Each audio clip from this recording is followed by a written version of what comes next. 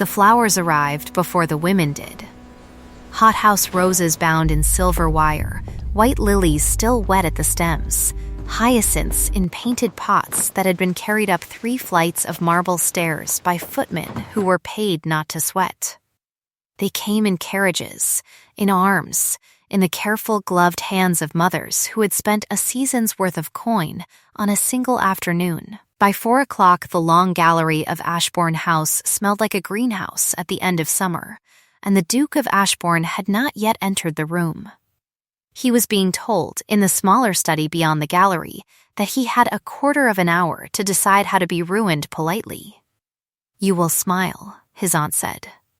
She was adjusting his cuff for the 3rd time, not because it needed adjusting, but because her hands needed something to hold. "You will accept what is offered. You will remember that not one of those girls walked here for love of you. They walked here because their fathers told them to, and because their fathers, like yours, have been kept awake at night by ledgers. I am aware of the ledgers. You are not aware enough." She lowered her voice, although there was no one near enough to hear. 30. Edmund, there are 30 of them in that room. By the end of the evening, the choice will be made, or the choice will be made for you. And I would rather you made it. He did not answer. He was looking past her, through the narrow window that gave onto the drive, where another carriage was being handed down its cargo of silk and scent and arranged flowers. He counted, without meaning to. 28. 29. The 30th carriage had not yet come. "Edmund, I heard you." "Then say something." He said nothing. He had been saying nothing for a fortnight, ever since the lawyers had come down from London with the news that his father's affection for risk had outlived his father by exactly long enough to teach the son humility. The estate was not lost. It was only mortgaged in such a way that a single bad winter would lose it. A marriage, the lawyers had said, with the regret of men who knew better than to use a softer word, would steady the accounts. They had brought a list.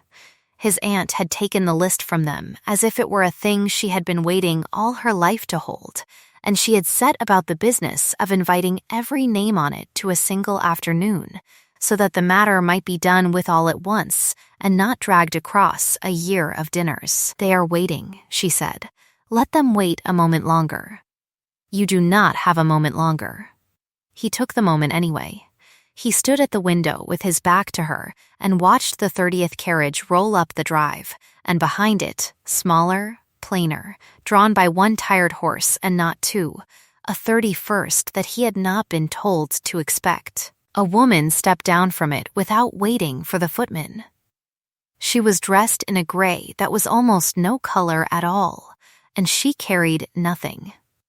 No bouquet. No painted box. No little parcel tied with ribbon. Her gloved hands were empty, and her chin was steady, and she looked up at the house once, briefly, the way a traveler looks at a mountain she does not intend to climb, but means to remember having seen. "Who is that?" he said. His aunt came to the window. Her mouth made a small, disapproving shape. "I do not know. Some cousin of someone, I expect. There are always 1 or 2 who arrive uninvited at these things, in the hope of being mistaken for invited. Pay her no mind. She did not bring anything." "No," his aunt said. "She did not."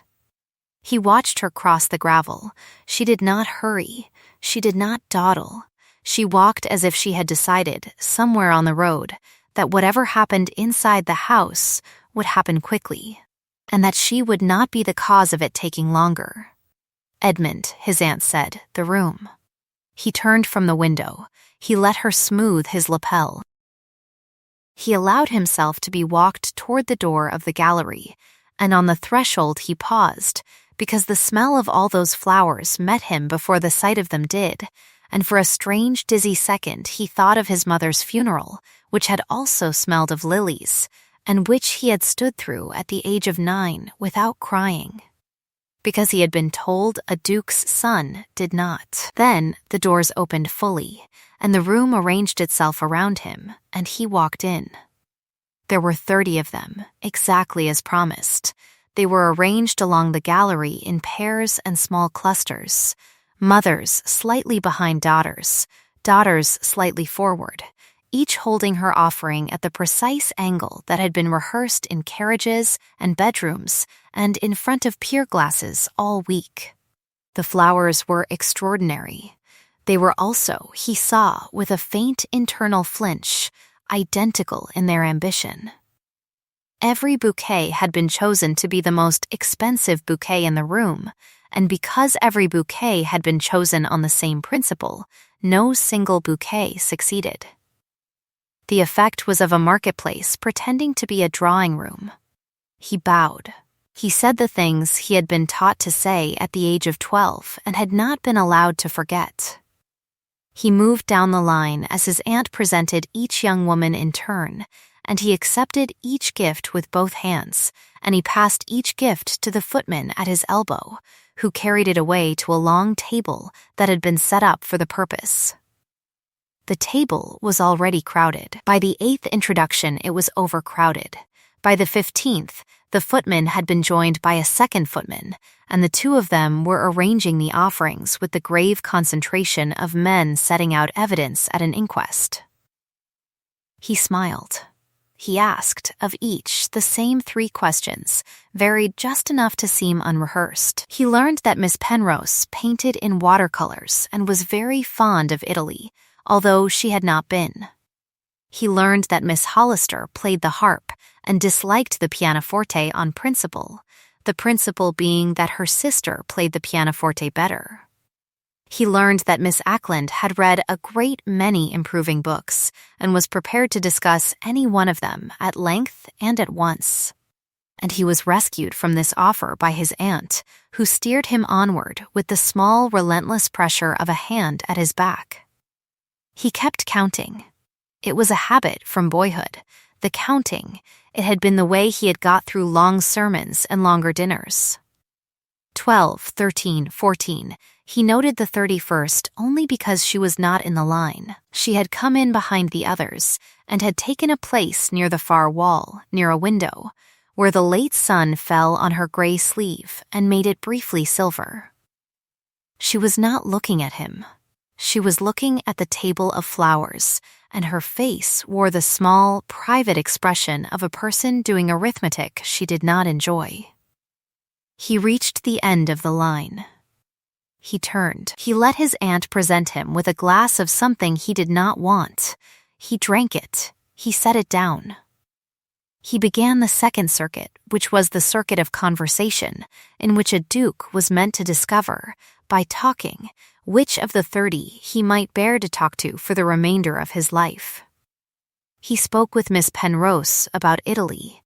He spoke with Miss Hollister about the harp. He listened, with the particular attentiveness of a man who has been taught that attentiveness is a form of kindness, to a young woman whose name he had already, shamefully, forgotten, and who was telling him about her father's hounds.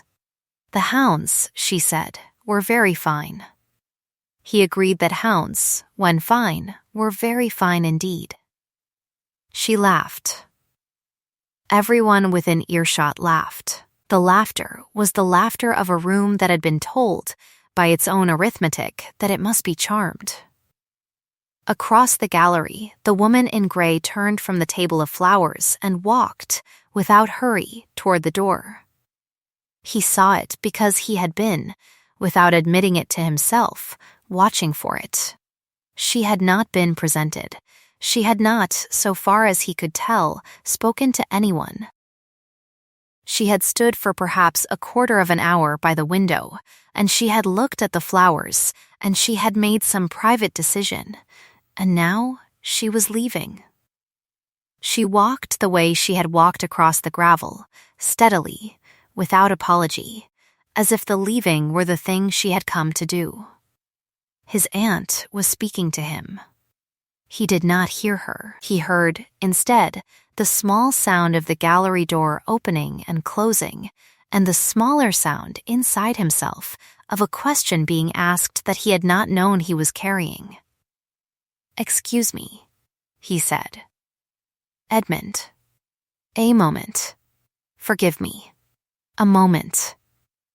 He set down the glass he had picked up again without noticing, and he crossed the room. He crossed it more quickly than was decorous and more slowly than he wanted, because 30 pairs of eyes were on him, and he had been raised to remember 30 pairs of eyes. He reached the door. He opened it. He stepped out into the long, cool corridor, and he closed the door behind him, and the smell of lilies was abruptly gone, and he could breathe. She was at the top of the staircase. She had paused there, one hand on the banister, not because she had heard him, but because she was looking down at the entrance hall, where her plain carriage would by now have been sent round to wait.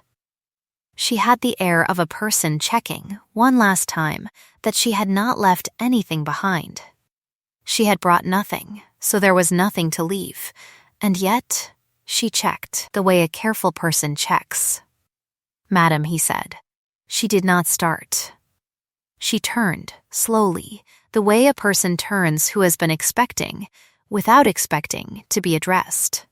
Her face, seen close, was not what he had thought from across the room. He had thought her plain. She was not plain. She was composed, which is a different thing, and which the world often mistakes for the first, because composure does not advertise itself. "Your Grace." You were leaving. I was. Without being presented. I was not invited to be presented. He considered that. "You were invited, though. I was invited," she said, to make up a number. "My aunt is friendly with your aunt. Your aunt wished the room to look full. Mine wished me to be seen in it. Neither of them, I think, expected the other thing to follow from the first." "And what is the other thing?" "That I might be looked at." She said it without bitterness, almost with amusement, as one might describe a small administrative error. "I am not on the list, Your Grace. I have seen the list. I am a footnote at the bottom of it, in pencil, in case one of the others took ill. None of them took ill. So I came, and I stood by the window, and I have seen the flowers, and now I am going home." "You brought no flowers?" "No. Why not?" She looked at him then, properly, for the first time. Her eyes were the color of weak tea, and they were very steady.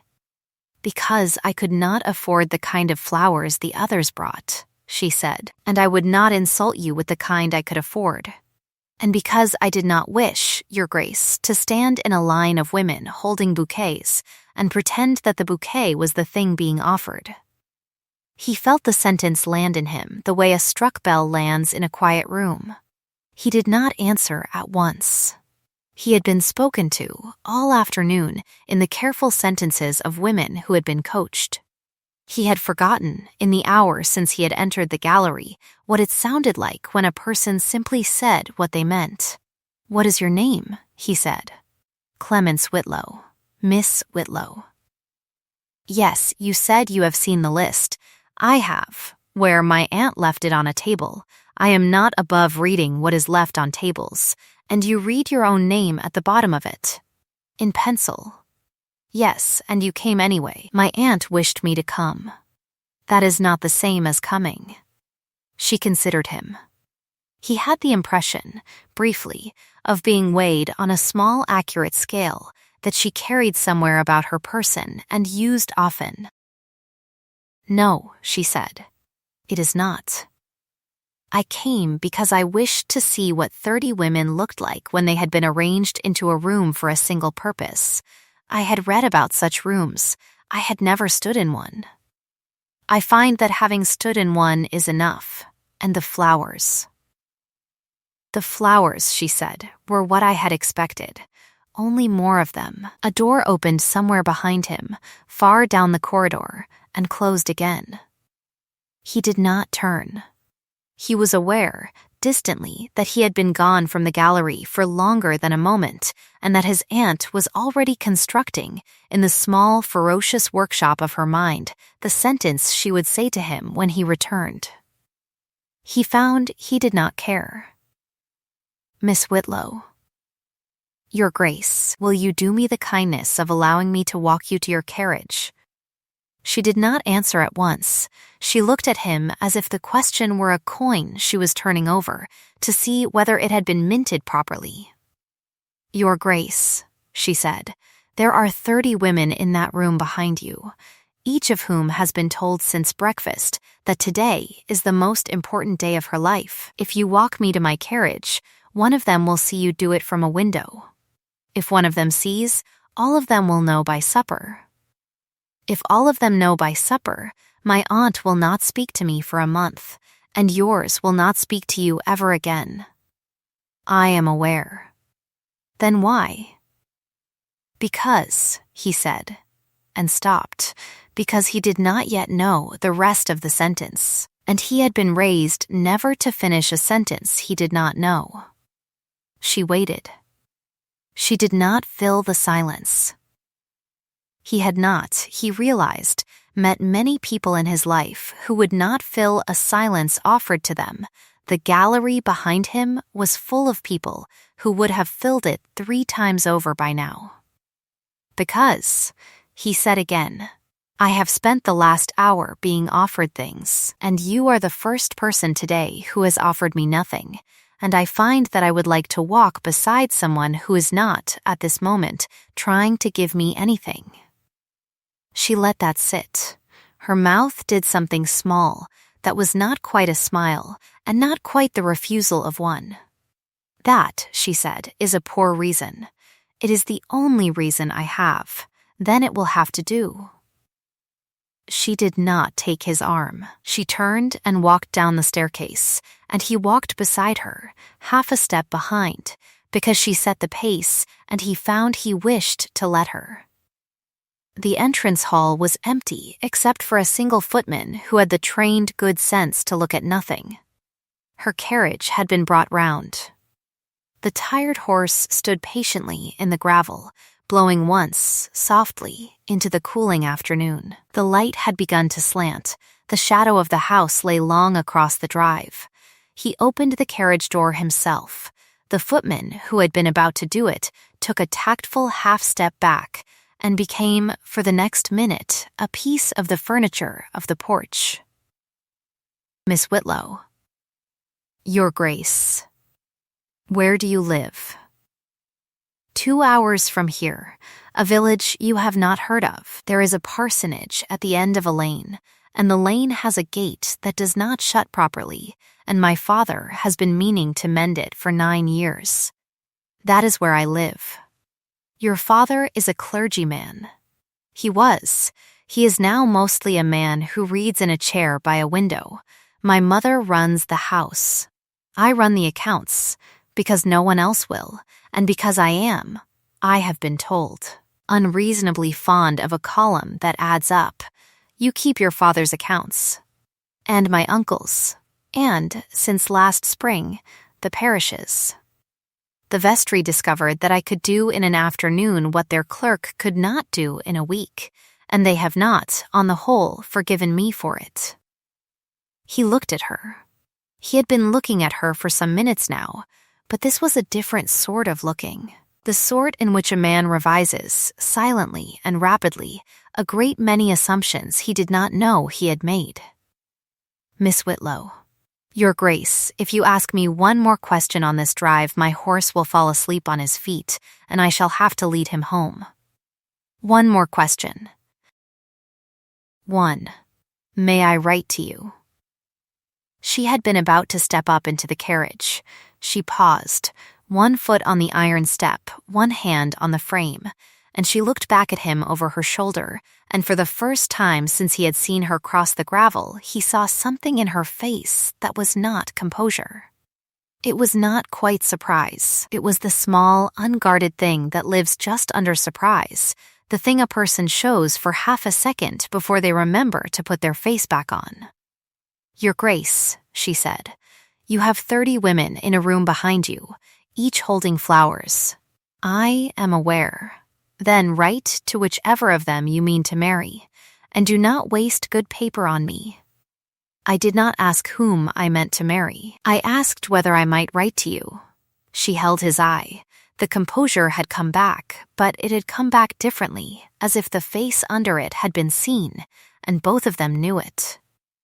You may write to me, she said, if you understand that I shall answer plainly, and that I shall not pretend to be charmed by sentences that are not charming, and that I shall, if you say anything foolish, tell you so. That is precisely what I am asking for. Then yes. She stepped up into the carriage. She arranged her skirt with the small economical gesture of a woman who has arranged her skirt in carriages a great many times and does not require help with it. She looked down at him once, briefly, the way she had looked up at the house from the drive, as at a thing she did not intend to climb, but meant to remember having seen. Then she nodded to her driver, and the tired horse leaned into the traces, and the carriage rolled forward, and the gravel made the small dry sound that gravel makes under a single wheel, and she was gone down the drive in the slanting light, and the Duke of Ashbourne stood on his own steps with his hands at his sides and watched her go until the carriage turned the bend at the lime trees, and the bend at the lime trees took her out of sight. He did not go back into the gallery. He went instead the long way round the house, through the kitchen yard and the still room and the narrow back stair that the servants used, and he climbed it 2 steps at a time, and he let himself into his own study by the door that had no handle on the outside, and he sat down at his desk. And he put his hands flat on the wood, and he sat for a long time looking at nothing. From the gallery below, very faintly, he could hear the sound of 30 women being told, with great tact, that His Grace had been called away on a matter of urgent estate business and would not be returning that evening. He could hear his aunt's voice managing it. He could hear the small, brittle laughter of women rearranging, in their heads, the rest of the season. He pulled a sheet of paper toward him. He uncapped the ink. He sat with the pen in his hand and did not, for some minutes, write anything, because he did not yet know what to say, and he had been raised never to begin a sentence he did not know. Then he began. Miss Whitlow, he wrote, you have been gone from this house for 1 hour, and I find that the house is the worse for it. He stopped. He looked at the sentence. He considered crossing it out. He did not cross it out. He set the pen down beside the paper, and he leaned back in his chair, and he discovered, with a small private astonishment, that he was smiling. Downstairs, in the gallery, the footmen were already beginning the long, unhappy business of finding homes for the flowers. There were too many to fit in the gallery.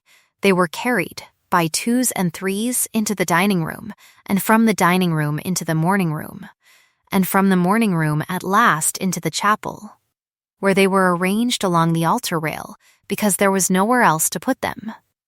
The chapel had not been so full of flowers since the late Duchess's funeral. The housekeeper, who remembered the funeral, remarked to the under-housekeeper that flowers in such quantity always looked, to her eye, like an accusation. The under-housekeeper, who did not remember the funeral, agreed, because she had been trained to agree, and the 2 of them stood for a moment in the chapel doorway, surveying the great, bright, unhappy mass of it. And then they went back to their work, because there was a great deal of work, and the day, like the season, was not yet over. 2 hours from there, on a road that grew narrower as the light grew lower, Clemence Whitlow sat with her gloved hands folded in her lap and watched the hedges go by. She did not weep. She did not smile. She was thinking, in the precise, unhurried way she thought about most things, about a man who had asked whether he might write to her, and about the particular foolishness of having said yes, and she was thinking, underneath that, about her father's gate, which still did not shut properly, and about the parish accounts, which were 2 weeks behind, and about the small gray cat that would be waiting on the kitchen step when she got home, indignant at her lateness, demanding, in the way of cats, an explanation she would not be able to give. The hedges thickened, the road bent.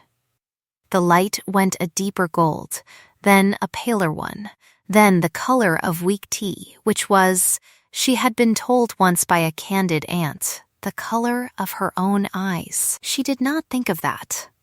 She thought, instead, of the table in the gallery, and of the flowers piled on it, and of the strange, sad, oversupplied look of the whole arrangement, and she thought, without meaning to, of the Duke's face when she had told him why she had brought nothing, and of the small, unguarded second in which he had looked. For all his height and all his title and all his 30 waiting women, like a boy who had just been handed a sentence in a language he had been told all his life he would never need to learn. She closed her eyes. The carriage rocked. The tired horse, sensing home, lengthened his stride. His first letter reached her on the Tuesday. It came by a rider, not by the post, which the postmistress of the village noted, and would in time relay to everyone in the village, beginning with the baker and ending, several days later, with the curate, who would pretend not to have heard, and would then, in his sermon the following Sunday, choose as his text a verse about the dangers of vanity, which the congregation would politely take to be aimed at the squire's wife, and which the squire's wife would politely take to be aimed at someone else. The letter itself was brief. It said, Miss Whitlow, I have spent 3 days trying to write you something clever. I have failed. I am told by everyone I know that I am a serious man, and serious men, it seems, cannot be clever to order. I will therefore be plain. I should like to know what you thought of, on the road home. I should like to know whether the cat forgave you. I should like to know what your father is reading. I should like to know whether the gate is mended. I should like, in short, to know you. I am aware that this is a great deal to ask in a first letter. I ask it anyway. Yours, in the hope of an answer, Ashbourne. She read it twice. She read it a third time. She folded it in half and then in quarters, and she put it inside the front cover of the ledger in which she kept her father's accounts, because it was the safest place she knew, and because she suspected, even then, that she would need to know exactly where it was, later, in order to read it again. She answered him that night. She wrote, by a candle that needed trimming, that on the road home she had thought of the flowers, and of the cat, and of the parish accounts, and a little of him, in that order. She wrote that the cat had not yet forgiven her, and showed no sign of intending to. She wrote that her father was reading, that week, a book about the history of bees, of which he had read 3 pages and forgotten 2. She wrote that the gate was not mended, and would not be mended this side of Michaelmas, because the man who mended gates had broken his wrist, and there was no other man within 7 miles who could be trusted with hinges. She did not write that she had read his letter 3 times. She thought it, and she did not write it, and the not writing of it was, she felt, a kind of honesty too. He answered by return. After that, the letters came twice a week, and then 3 times, and then, by the end of the month, almost daily, and each letter from him was longer than the last, and each letter from her was the same length as the one before, because she had decided early that she would not let the rhythm of her life be set by his pen. They wrote about books. They wrote about ledgers. He wrote her once a long, careful account of the state of his estate's accounts, with figures, because he had understood, somehow, that the figures would mean more to her than the flattery, and she wrote back, by return, a long, careful account of where he had been mistaken about his own arithmetic, with figures of her own, because she had understood, somehow, that he had wanted to be told. He came to the parsonage in the 2nd week of October. He came without warning. and without his carriage, and without his crest on anything, and he tied his horse himself to the gate that did not shut properly, and he stood for a moment with his hand on the broken latch, looking at the small gray house at the end of the lane, and at the smoke from the kitchen chimney, and at the small gray cat that had come out to investigate the horse and had now sat down at a distance to consider it. And he thought, with the same small private astonishment with which he had sat at his desk on the afternoon of the gallery, that he was happy. She opened the door herself. She had flour on her sleeve. She looked at him for a long second, and then she stepped aside, and she said, "Your Grace," and he said, "Miss Whitlow," and neither of them said anything else for a moment, because there was a great deal that did not need to be said, and they had both been raised in their different houses to know the difference. He stayed 3 days. He met her father, who roused himself from his chair by the window to discuss the history of bees and to discover, with delight, that his guest had also read it and had also forgotten most of it. He met her mother, who fed him and watched him and reserved her judgment in the way of mothers who have been disappointed before. He met the cat, who was not impressed. On the second afternoon, he went out to the gate with a borrowed plane and a borrowed chisel, and he mended the hinge himself, badly at first and then, with her standing beside him giving instructions in a voice that did not flatter him, well enough that the gate, for the first time in 9 years, shut properly. They stood looking at it together for a long minute afterwards in the cool autumn light.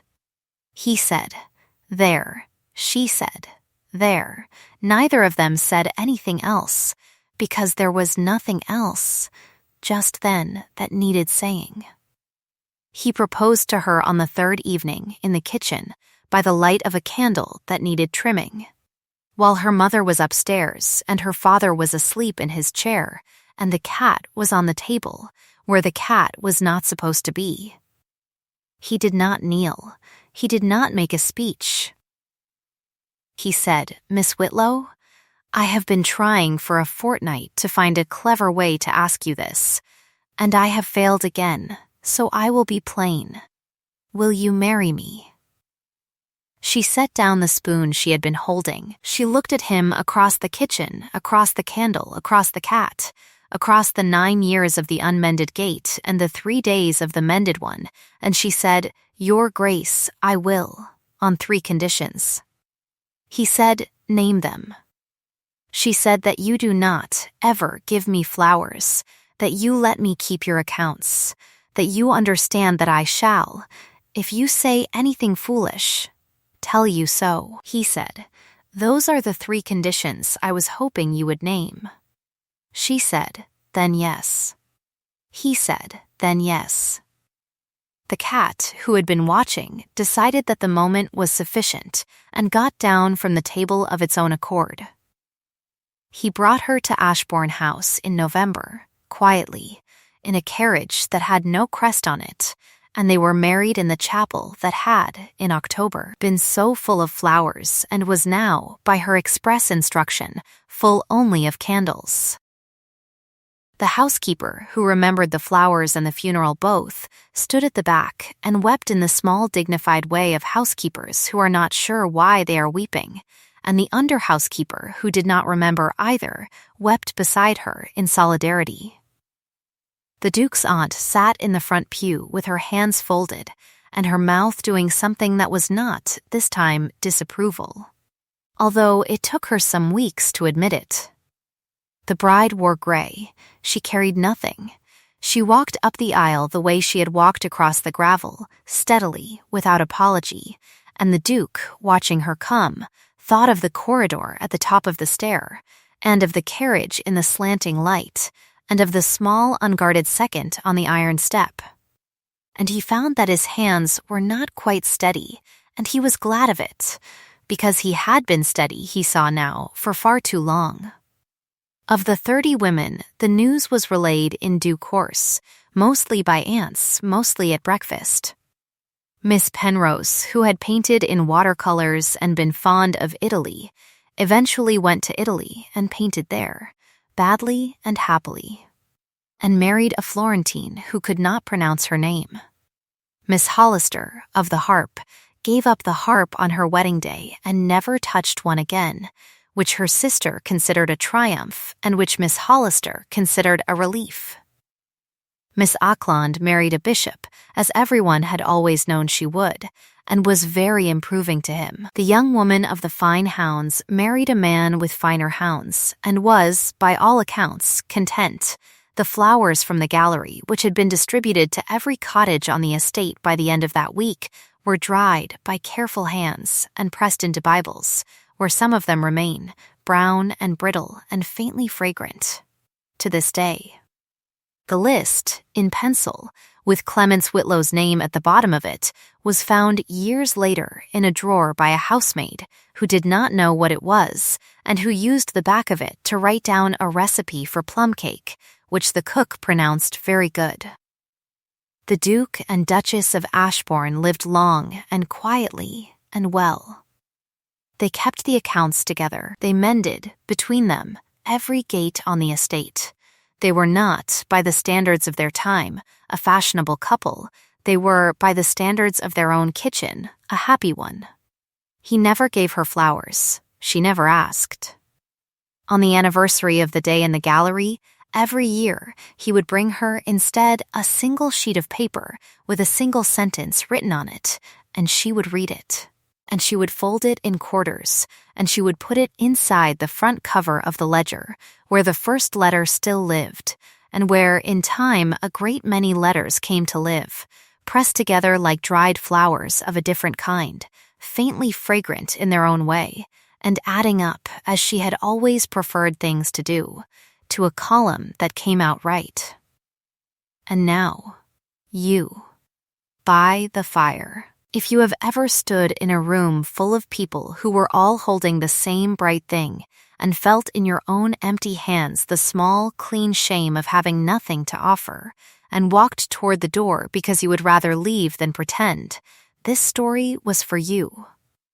If you have ever been the footnote in pencil at the bottom of someone else's list and gone anyway, not to be chosen but to see, and found yourself, against all sense, seen, this story was for you. Tell me, before you go, which moment stayed with you? Was it the gravel under her shoes as she crossed the drive? Was it the corridor at the top of the stair, when he asked her name and she gave it? Was it the gate, mended at last in the cool October light? Was it the candle in the kitchen and the cat on the table and the three conditions? Sit with it a moment. The fire is not going out yet. There is another story waiting, and another after that, and the kettle, as always, is on. If you would like to keep your place by this hearth, settle in, stay close, and come back when the next story is ready. There is always room here for one more, and the chair beside you has been kept warm on purpose. Good night, dear listener. Sleep gently. We will speak again soon.